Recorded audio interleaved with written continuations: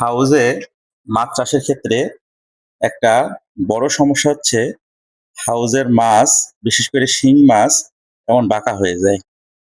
এই যে বাঁকা হয়ে যাওয়ার সবথেকে বড় কারণ হচ্ছে ভিটামিন এবং খনিজের অভাব। এছাড়াও বংশগত ত্রুটি এই বাঁকা হয়ে যাওয়ার একটা প্রধান কারণ। আমরা যে খাবার দিই শিং মাছকে, এক্ষেত্রে যদি ভিটামিন এবং মিনারেলের অভাব দেখা দেয়, তাহলে সেক্ষেত্রে মাছ এমন বাঁকা হয়ে যেতে পারে।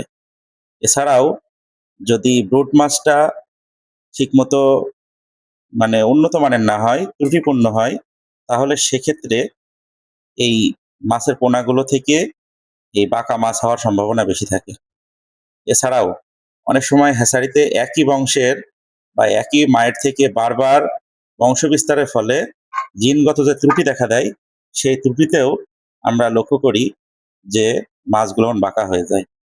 তাই হাউজে মাছ চাষের ক্ষেত্রে অবশ্যই ভালো মাছ নির্বাচন করতে হবে